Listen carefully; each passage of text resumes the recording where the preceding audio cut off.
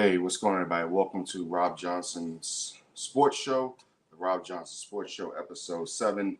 Um, Sorry, it's been about a week or so since I've been with you guys. I am here live tonight to talk sports and to get things going for tonight. Um, let's see.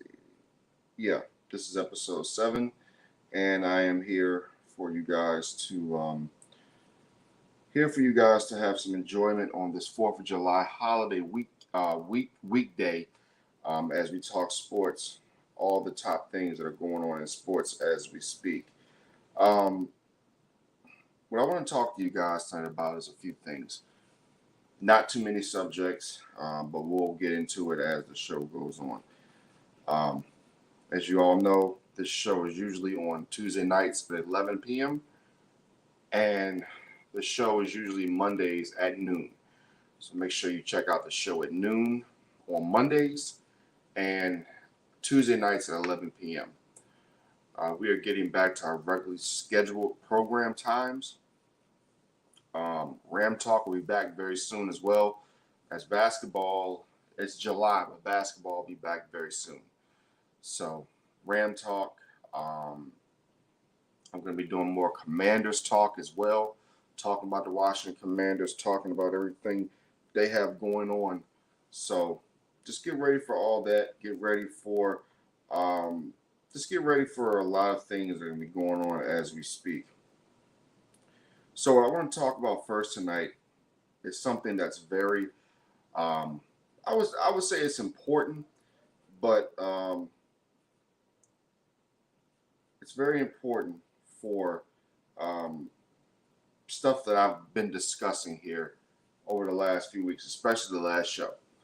When I talked about Damian Lillard, and I got people that called me and asked me about it and asked me what did I mean about Damian Lillard not wanting to look like the bad guy. Well, as you guys see, and as you can tell by what you've been seeing on television, by what you've been seeing on different platforms, Damian Lillard is now the bad guy. You have people on television who are literally saying that Damian Lillard is a bad guy. They're saying that why should Portland want to do what Dame wants them to do? You have people on TV who are trying to make Dame look like the bad guy. And what did I say, folks? Honestly, what did I say? I said that basically,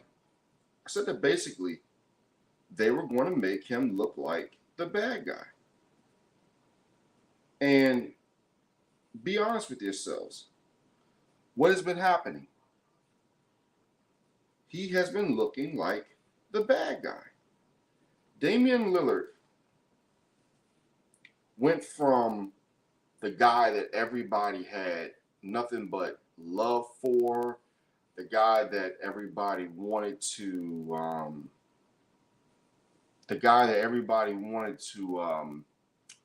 just show respect for. Now they're saying, oh, he's selfish. They're saying he made too much money. They're saying that the Portland Trailblazers did everything they were supposed to do. And my thing, guys, is this.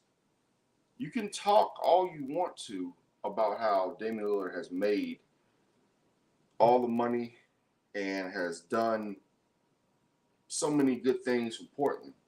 He's never won a championship for the Portland Trailblazers. And I said that. And this is why I'm bringing up all this. And I'm talking very slowly because, quite honestly, I just don't think a lot of people out there understand what's really going on, right? And I'm trying to be careful with my words. And I'm trying to not say things that are going to get me in trouble. But what did Damian Lillard expect, right? You have been loyal to this franchise for well over a decade. You have done everything in your power to say, I am loyal to a team in Portland, Oregon. It's not Cleveland. It's not New York. It's not Florida.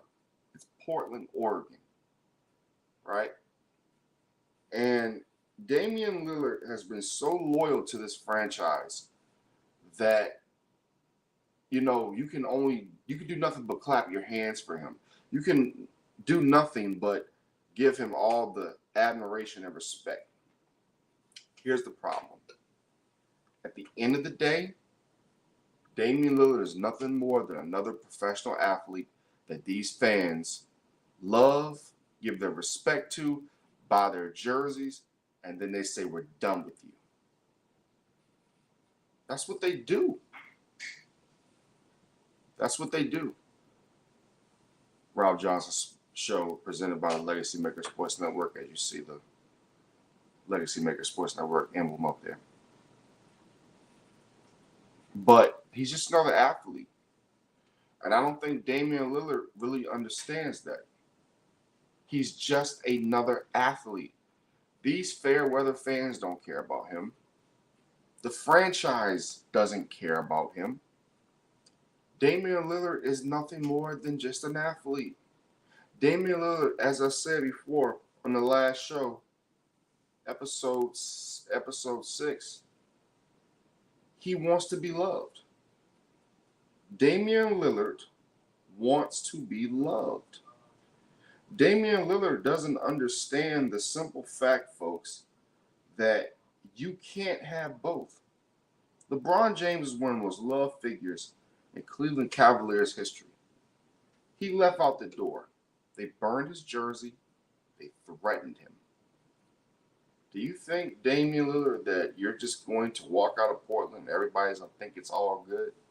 No. First of all, again, you're a professional athlete. I don't want to say this, but I'm going to say it. Because, and it is, it doesn't have to do with racism. It just has to do with perception. You're a black athlete. Black athletes are always brought up, then tore down. It happens all the time. Except if you're Michael Jordan, but Michael Jordan's had his issues with that as well.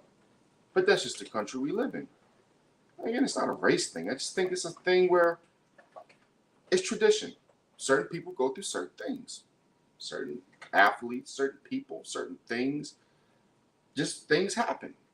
And that's one thing that's happened with players like Damian Lillard. They try to be loyal. They don't want to leave because they don't want to look disloyal. They don't want to look bad in front of the fans. Larry Fitzgerald, the same example I gave last time. Larry didn't want to look bad in front of the fans. Larry wanted to be in good faith.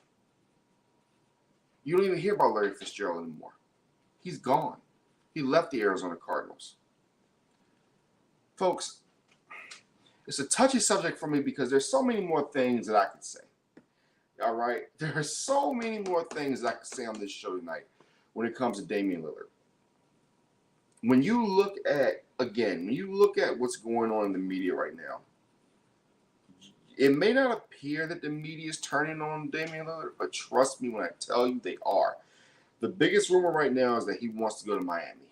And the biggest thing, and the reason I say it's not racial, I mean, it could be in a sense, but you got mostly dudes who are black on television talking about, should Damian Lillard, should the Portland, what was the dude's name, Acho, was talking about, should the Portland Trail Blazers concede to Damian Lillard, yada.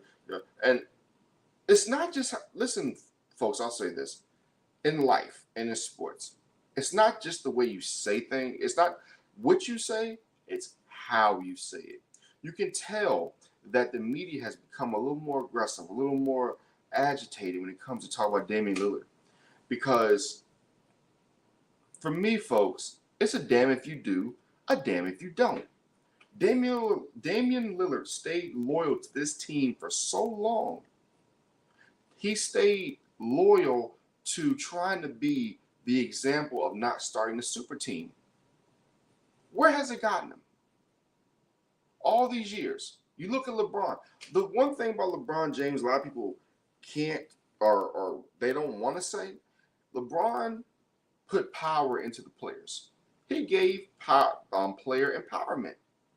There's a lot of people out there who don't like that. for whatever reason. I don't know why, but you would want people to be empowered, right? Damian Lillard has been afraid of that for so many years because of what's happening now.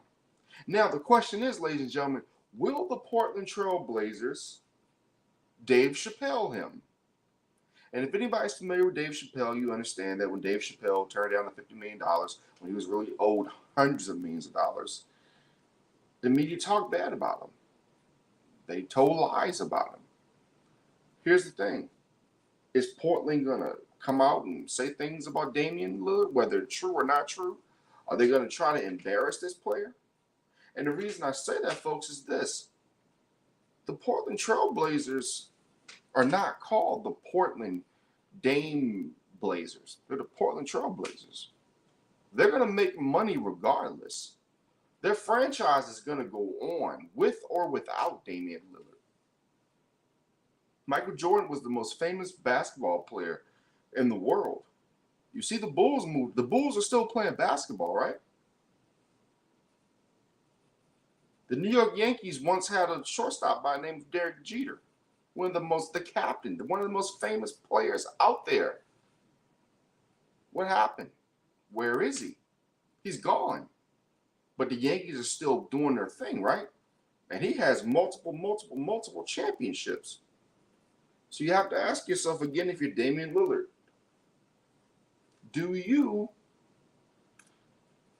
what do you do here? Where do you go? If you go to Miami, do you think you're really going to win a championship? Let's say you get back to the finals, miracle. By some chance, you get back to the finals. You still got to go through Jokic. You see what Jokic did. Where are you going to go? I don't know. As I told you guys, Damian Lillard is nearly 33 years old. He might be 33 now, but he's nearly 33 years old. He's getting older. Injury problems, injury history. He's not the biggest guy in the world. His skills are not going to get better. You know, in 2 or 3 years, he'll just be like another Chris Paul. Broken down, injured. That's who he is. He's Chris Paul. Without the commercials. He's broken down. He gets injured all the time. I like Damian Lillard. I really do. And I want to approach this topic tonight very carefully. That's why I'm talking a little slow. That's why I'm not doing – so I'm trying to be careful what I say because I like Damian Lillard. I don't wish nothing bad on anybody. But I think this is all going to end very badly. I think all this is going to end very, very badly. I think Damian Lillard's image is going to take a hit. I think that if he does go to another team, it's not going to work out. Because here's the bottom line of this whole situation. And I'll leave it at this and we'll get to the next topic. Do you know why all this is going to blow up in Damian Lillard's face? For 2 reasons. Number one, he was loyal to a system that was never going to be loyal to him. He signed on the dotted line. He played basketball. He made them money. They gave him money. And the second reason it's going to blow up in his face, he should have done this a long time ago. He should have done this a long time ago. You're 33 years old. You know, you're not the biggest guy in the world. You know, your availability has been in question for a long time. And why anybody thinks this is all a shock, I don't know. Because if you watched my episode 6, you would have seen I said, if the Portland Trail Blazers do not trade for a big-time player, none of this will matter. They drafted his replacement. They drafted Scoot Henderson. Try not to curse. What are those two going to do on the court together? What is that going to accomplish? You signed Jeremy Grant. Big contract. I don't think there's a lot of teams out there that's going to be signing Jeremy Grant. The Portland Trail Blazers are clearly telling you they're going in a different direction. Sometimes you have to wake up, smell the roses, and be honest with yourself. You have to be honest with yourself. You have to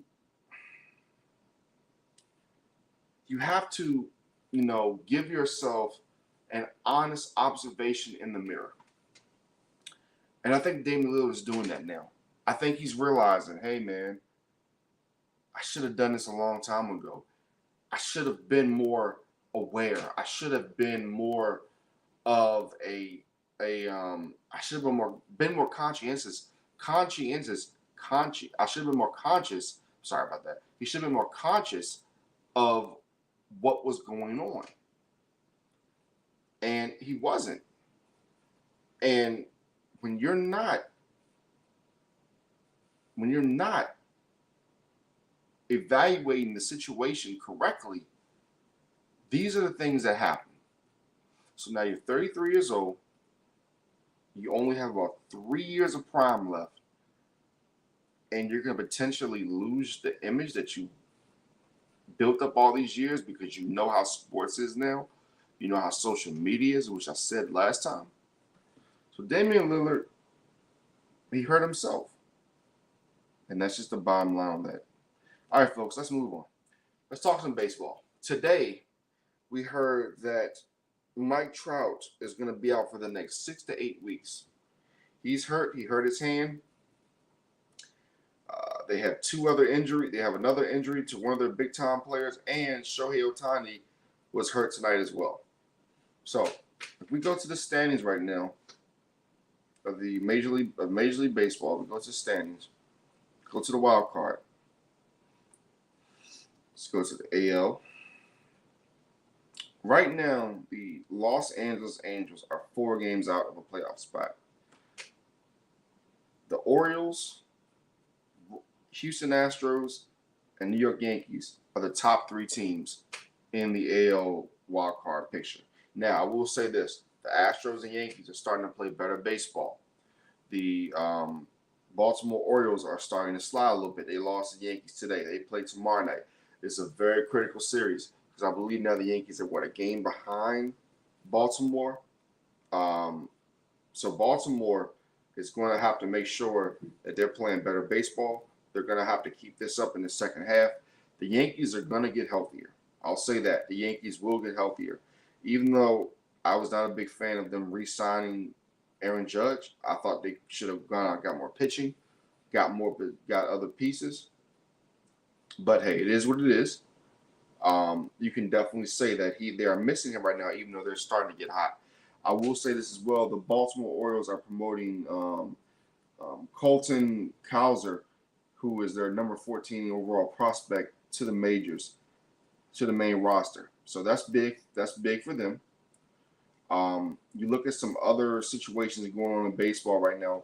I went to go see the Cincinnati Reds against the Washington Nationals, and I will say this.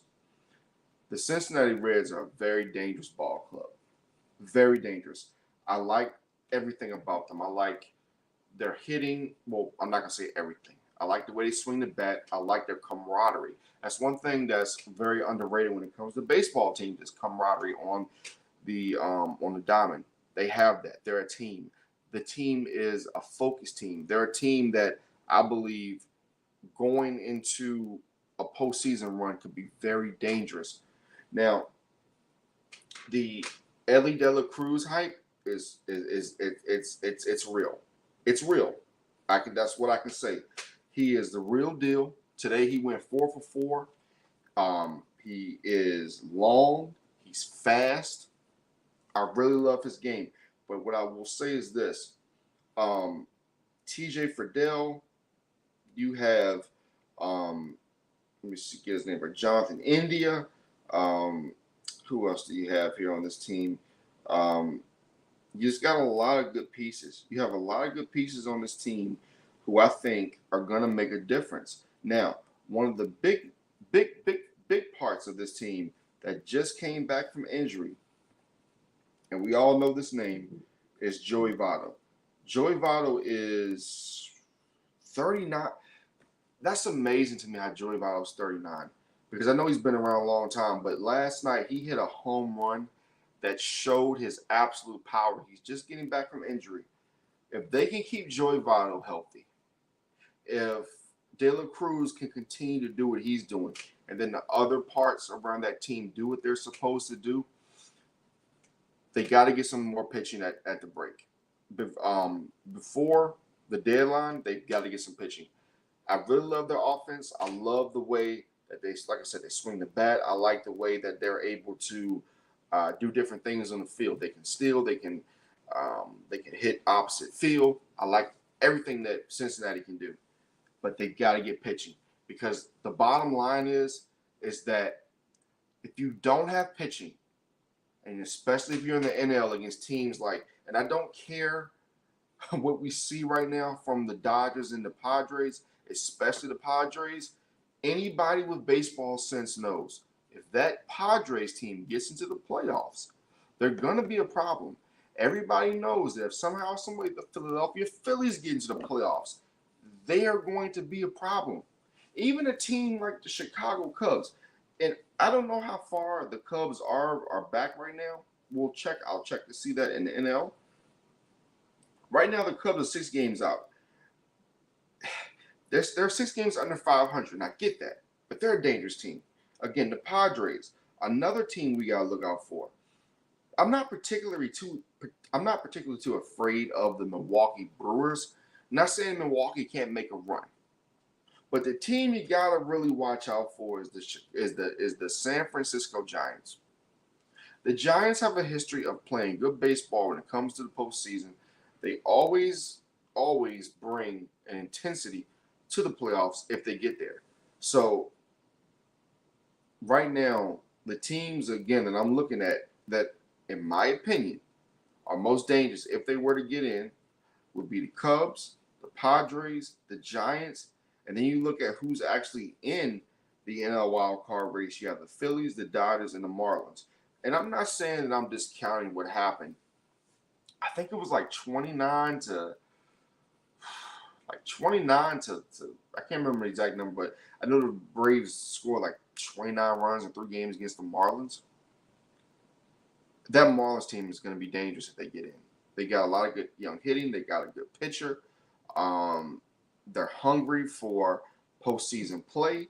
So if you are the Atlanta Braves, you know you got to contend with the Reds and you got to contend with other teams. Now, the other team, even though they've been on a little bit of a slide lately, they've lost 4 out of the last 6, is the Arizona Diamondbacks. I'm a big Corbin fan. I like the way Arizona plays baseball. I think this second half of the season is going to be it's what Tim Kirkland said. It might be the greatest postseason we've ever seen, and I can't wait to see it, folks. I can't wait to see the second half of the season. I can't wait to see how things are going to shake out. I can't wait to see what may potentially happen with Ohtani if the Los Angeles Angels start to slip and fall. I'm really intrigued by everything that we are going to see in this second half of the season. I'm intrigued by the Rangers and the Astros, their race to see who's going to win that division. It's a lot of good races out there. So if you're a baseball fan, you are in good hands come second half of the season. So let's go to our next topic here as I bring up the topics. We talk baseball. Let's talk WNBA. I know a lot of you say, why are you talking WNBA? Well, there's a reason. The Phoenix Mercury still have an emerging player in Brittany Griner. I say emerging because she just spent a few years in prison in Russia. But she's been playing very good basketball. She's been playing some good basketball this year. Here's the problem. The Phoenix Mercury are 3-12, right? And you have to ask yourself, do you know if Caitlin Clark and if Angel Reese are coming out next year? For me, I've continued to say those 2 young ladies are going to change the fortunes of the WNBA. They're going to be the Larry Bird and Magic Johnson when they come out. So when you look at the bottom standings of the WNBA, right now the team, again, with the worst record is the Phoenix Mercury. They're 3-12. The Storm are 4-12. Of course, you lose Breanna Stewart. What do you think is going to happen? And then you have the Indiana Fever at 5-11. I think the Fever are a team that are close. I'll say this, and I'll get you guys' opinions and whatnot. Who do you think would be the number 1 pick? Would it be Angel Reese or would it be Caitlin Clark? I'll say this. I think that for Phoenix, my personal opinion, for Phoenix, what I would do is I think the Fever are on the upward swing. They got a young team. Give the coach some time, etc. The Mercury got rid of their coach a few weeks ago. If I'm the Mercury, you got to get younger, right? And I know you still have. I know Diana Taurasi is there, but look, she's getting older. She has to move on. You got Brittany Griner. I think Angel Reese in Phoenix with Brittany Griner is money. You got two. You have the two of the premier players playing in Phoenix. Now, this is my thing. This is how I look at this. I would take Angel Reese number one if they were to come out next year. But if I'm the Indiana Fever, I try to get that second or third slot, especially that second slot. Both of those players are going to go first and second. I would try to get the number 2 pick. I would put Aaliyah Boston and Caitlin Clark on the same daggone team. I think that's money. I think that Phoenix against Indiana with those 2 players would be terrific. Now, going back to Phoenix, of course, as I just said, they got rid of coach a few weeks ago.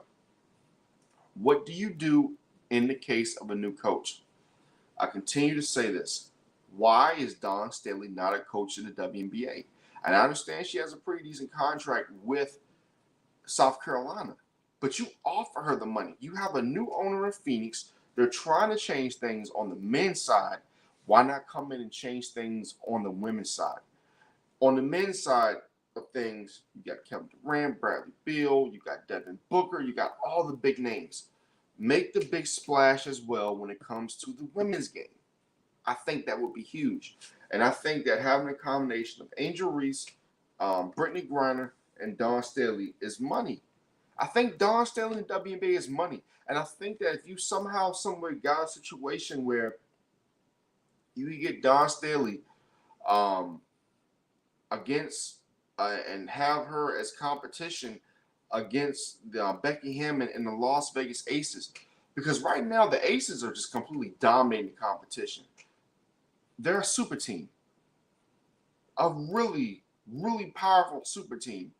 And there's only, 12 teams in the WNBA? That's a problem. Let me also say this. And this is a topic that's going to come up on the Rob Johnson's sports show later on this month as I have a panel show. We're going to talk about expansion. We're going to talk about where should these teams go. We're going to talk about what city do you want to see a WNBA team. So make sure you guys definitely check that out. And let me look at the comments. Love what I see from the Reds. Let's see what happens. Reese staying the whole time because of the NIL. Let me see. There. I think Phoenix should go with Clark. Darrell, I can't agree with you there, sir. I can't, because it's all about fit. It's all about fit. Let's see there. I think Phoenix should go with Clark. I don't know, Darrell. I think that it all depends. And when you have now, the question is, do you go with Angel Reese because of her star power, or do you go with Caitlin Clark? I think either way, I think that either way, Darrell, you're going to have a situation where you're going to have a great player regardless. And I think those 2 players are going to change the fortunes of, as I said, of the WNBA. So I definitely think that either way, they'll be fine. But I would go with Angel Reese because of her stardom, what she could bring to the team. Plus, they need new stars in Phoenix. They've been going through a dumpster fire lately. Reese is staying the whole time because of NIL. Yeah, but like I said, if they can come in and change the game, I think that their money could exceed NIL. I think her money in the WNBA could exceed NIL only because of the fact that I think that, again, her and Caitlin Clark are going to have a Larry Bird and Magic Johnson effect. But that's just me. Love what I'm seeing. Love what I'm seeing, what I see from the Reds. We'll see what happens. Yeah, we'll see what happens. The question is, can they get the pitching? Do they have the ability to sustain this run in the second half, especially against teams like Milwaukee, Chicago, etc.? We shall see, ladies and gentlemen. We definitely shall see when it comes to that situation. Now, let's go to our next topic as I pull pull it up on my screen here.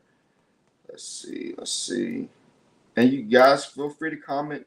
Tell me anything you like in the world of sports that's going on right now. So we're gonna go to the WWE and talk about Money in the Bank. What can you really say? It was a great show. Your first match was the men's Money in the Bank ladder match. So many people had Logan Paul win that match.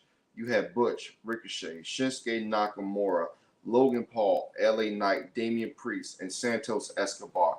Every one of these men performed their butts off in that match. And I will definitely say that, it's one of those matches where it set the standard for the rest of the night. I was a little shocked because usually in the past they would have the World Heavyweight title match first. I'm glad they didn't do that. I'm glad that they saved that match for last. I'm glad that they were able to give that title match its shine they deserved. I'm glad that they gave the women the shine that they deserved later on because it definitely paid off. Sometimes you have to have a match that is the starter that gets everything kicked off. And I think that match really delivered in so many ways. So I think WWE, Triple H, Vince McMahon, yes, I'm going to give Vince McMahon credit. I know a lot of you don't like giving Vince McMahon credit. I'm going to give Vince McMahon credit because, for one, every time another promotion thinks that they're going to beat WWE, he beats them. And he's been around been around forever. What, 3-4 decades, 5 decades, longer than that. He's been dominating the world of wrestling, so definitely give that man his credit. Damian Priest ended up winning the briefcase, which I think is a good thing, as we saw on Raw, that it set up the storyline between him, Finn Balor, and the briefcase. So I definitely will say that was I think it was a good move.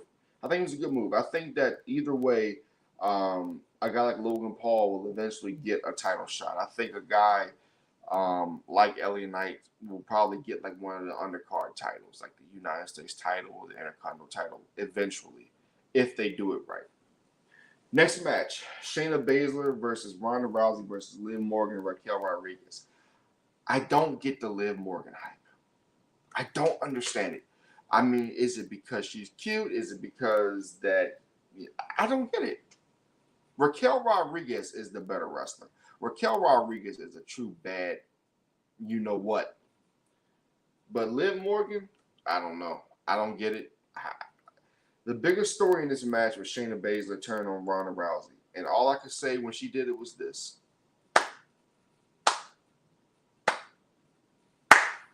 Ladies and gentlemen, Ronda Rousey for so long, I'm glad to see they've used young talent.